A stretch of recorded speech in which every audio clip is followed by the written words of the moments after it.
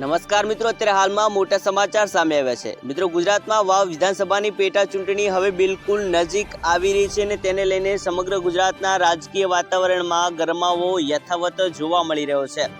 ત્યારે મિત્રો, ભાજપ અને કોંગ્રેસ આ વખતે કયા નેતાને રણ મેદાનમાં ઉતારી શકે છે, આજના વિડીયોમાં મિત્રો વાત કરીશું।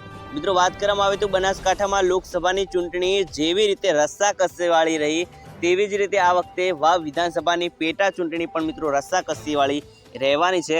કારણ કે વાવના જે તેના ધારાસભ્ય હતા જ્ઞાનીબેન ઠાકોર સાંસદ બન્યા છે અને તેમને ધારાસભ્ય પદેથી રાજીનામું આપવું પડ્યું છે, એટલે કે વાવ વિધાનસભા અત્યારે હાલમાં ખાલી પડી છે।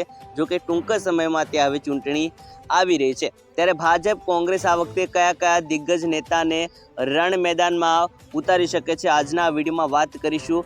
સંભવિત ચહેરાઓ ભાજપના કયા છે તો કોંગ્રેસના કયા છે, આજના વિડીયોમાં સંપૂર્ણ વાત કરવાના છીએ। તેના પહેલાં બ્રિલિયન્ટ ગુજરાતી યુટ્યુબ ચેનલને જરૂરથી સબસ્ક્રાઈબ કરી લેજો અને વિડીયોને લાઇક કરવાનું ભૂલતા નહીં। મિત્રો, કોંગ્રેસમાંથી હવે કોંગ્રેસે જ્ઞાનીબેન ઠાકોરે ધીરે ધીરે પત્તા ખોલવાનું શરૂઆત કરી દીધું હોય તે પ્રકારનું અત્યારે હાલમાં વાતાવરણ સર્જાયેલું જોવા મળે છે। કોંગ્રેસમાંથી મિત્રો અત્યારે હાલમાં ચૂંટણી લડવા માટે 3 જેટલા જ નામો સામે આવ્યા છે। જો કે સામે પક્ષે ભારતીય જનતા પાર્ટીમાંથી ચૂંટણી લડવા માટે મસ્ત મોટી લાઈન છે। જી હા મિત્રો, વાત કરીશું કોંગ્રેસમાંથી કયા કયા નેતાને આ વખતે કોંગ્રેસ રણ મેદાનમાં ઉતારી શકે છે। તો વાત કરવામાં આવે તો સૌ પ્રથમ નામ સામે આવ્યું છે ગુલાબસિંહ રાજપૂતનું। જી હા મિત્રો, ગુલાબસિંહ રાજપૂતને અત્યારે હાલ બધા લોકો જાણે છે। ગુલાબસિંહ રાજપૂતે થરાદના પૂર્વ ધારાસભ્ય રહી ચૂકેલા છે। તેમનો પરિવાર કાયમથી કોંગ્રેસ સાથે સંકળાયેલો છે અને ગુલાબસિંહ રાજપૂત છે એમણે પણ થરાદ વિધાનસભાની પેટા ચૂંટણીમાં બાજી મારી હતી, ધારાસભ્ય બની ગયા હતા। જો કે ગુલાબસિંહ રાજપૂત છે જ્ઞાનીબેન ઠાકોરના દરેક કાર્યક્રમમાં જોવા મળતા હોય છે। વાવ વિધાનસભાની ચૂંટણી હોય કે લોકસભાની બનાસકાંઠા લોકસભાની ચૂંટણી હોય, તેમને જ્ઞાનીબેન ઠાકોરની દરેક મિટિંગોમાં પ્રચાર પ્રસારમાં તેઓ સાથે જોવા મળતા હોય છે। જ્ઞાનીબેન ઠાકોરને આ વખતે લોકસભાની ચૂંટણી જીતાડવામાં પણ બહુ સારી મહેનત ગુલાબસિંહ રાજપૂતે કરી છે। જો કે કોંગ્રેસ આ વખતે ગુલાબસિંહ રાજપૂતને વાવ વિધાનસભાની પેટા ચૂંટણી લડવા માટે રણ મેદાનમાં ઉતારી શકે છે। ત્યારબાદ મિત્રો એક બીજું નામ સામે આવ્યું છે અને એ નામ છે કેપી ગઢવીનું। જી હા મિત્રો, વાવ વિસ્તારના જાણીતા ચહેરા તરીકે કેપી ગઢવીનું નામ અત્યારે હાલમાં સામે આવ્યું છે। કેપી ગઢવીએ જ્ઞાનીબેન ઠાકોરના રાજકીય સલાહકાર તરીકે પણ કામ કર્યું છે। જ્ઞાનીબેન ઠાકોર પોતે કેપી ગઢવીને રાજકીય ગુરુ માને છે અને તેઓ વાવની રાજનીતિને સારી રીતે જાણે પણ છે। ત્યારે મિત્રો, કોંગ્રેસ કેપી ગઢવીને પણ ચૂંટણી લડવા ઉતારે તો એમાં નવાઈની વાત નથી।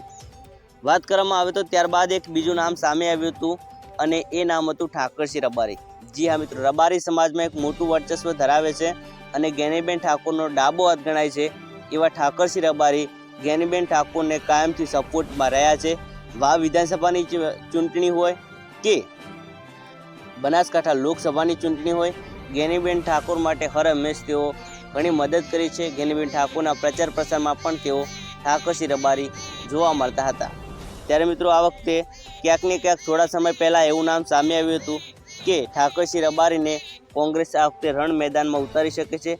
જોકે ત્યારબાદ એક સમાચાર એવા પણ ફેલાયા હતા કે જ્ઞાનીબેન ઠાકોરનો સત્કાર સમારંભ હતો અને ત્યારે ઠાકરસિંહ રબારીને VIP જે સ્ટેજ હતું ત્યાંના તેઓ નીચે બેઠા હતા, જેના કારણે એક પ્રકારે ખબર ફેલાઈ હતી કે ઠાકરસિંહ રબારી કોંગ્રેસથી નારાજ છે। જોકે તેમણે એક મીડિયામાં જાહેરાત કરી હતી કે તેઓ કોંગ્રેસથી નારાજ નથી। કોંગ્રેસ વાવ વિધાનસભા પેટા ચૂંટણીમાં જેને પણ ટિકિટ આપે અમે તેમને ખભેથી ખભો મિલાવી તેમને જીતાડવા માટે મદદ કરીશું, આવી વાત ઠાકરસિંહ રબારીએ કરી હતી।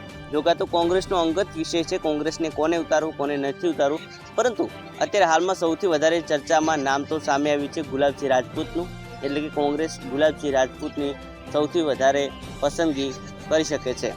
ત્યારબાદ મિત્રો બીજું નામ ભારતીય જનતા પાર્ટીમાંથી કયા કયા નેતાઓ આગળ ચાલી રહ્યા છે વાત કરીશું। ભાજપમાંથી સૌથી વધારે નામ ચર્ચામાં હોય તો તે નામ છે સૌરભજી ઠાકોરનું। મિત્રો, સૌરભજી ઠાકોરે કોઈ નાનું સૂનું ચહેરો નથી, ગુજરાત ક્ષત્રિય ઠાકોર સેનાના ઉપાધ્યક્ષ છે અને તેઓ આગામી સમયમાં પણ વાવ વિધાનસભા લડી ચૂકેલા છે। જ્ઞાનીબેન ઠાકોર જેવા દિગ્ગજ ચહેરાને પણ ટક્કર આપી ચૂકેલા છે। 2022ની વિધાનસભાની ચૂંટણીમાં 85 થી 86 હજાર જેટલા મતો સૌરભજી ઠાકોરે મેળવ્યા હતા। જ્ઞાનીબેન ઠાકોરને પણ ટક્કર આપી હતી. જોકે હારી ગયા હતા થોડા એવા નજીવા મતોને કારણે. જોકે અત્યારે હાલમાં એવું માનવામાં આવી રહ્યું છે ક્યાંક ને ક્યાંક એવા સમીકરણો સેટ થયા છે કે સૌરભજી ઠાકોરને ફરીવાર ભારતીય જનતા પાર્ટી વાવમાં ઉતારી શકે છે. ત્યારબાદ બીજા પણ કેટલાક નામો સામે આવ્યા હતા. વાવ રાણા ગજેન્દ્રસિંહનું પણ નામ સામે આવ્યું હતું, તેમને પણ ભાજપ ઉતારી શકે છે. ત્યારબાદ બીજું નામ એક સામે આવ્યું હતું ચૌધરી સમાજમાંથી રજનીશ ચૌધરી, અને તેમને તો એવો પણ દાવો કરી દીધો હતો કે ભાજપ જો કોઈ યોગ્ય ઉમેદવારને ઉતારતી નથી તો તેઓ અપક્ષ ચૂંટણી લડશે. ત્યારબાદ મિત્રો ઘણા એવા નામો છે જેમાં પીરાજી ઠાકોરનું પણ નામ સામે આવ્યું હતું. જોકે અત્યારે હાલમાં સૌથી વધારે ચર્ચામાં નામ હોય ભારતીય જનતા પાર્ટીમાંથી તો તે નામ છે સૌરભજી ઠાકોર અને બીજું નામ છે વાવ રાણા ગજેન્દ્રસિંહ. જો કે અત્યારે હાલમાં મારું એવું અંગત માનવું છે અને આપણા વિડીયોમાં જે કમેન્ટ્સો આવે છે તેના ઉપરથી ક્યાંક ને ક્યાંક એવું લાગી રહ્યું છે કે કોંગ્રેસ છે ગુલાબસિંહ રાજપૂતને રણ મેદાનમાં ઉતારી શકે છે. જો કે ભારતીય જનતા પાર્ટી તરફથી સૌરભજી ઠાકોરને પણ ઉતારવામાં આવે તો એમાં પણ કોઈ મોટી નવાઈની વાત માનવામાં આવતી નથી. જી હા મિત્રો, તો મિત્રો આ વિશે અંગત તમારું શું માનવું છે? જો તમે આ વિડીયોને વાવ વિસ્તારમાંથી જોઈ રહ્યા છો તો તમારું શું કહેવું છે પણ કમેન્ટ કરીને જણાવજો.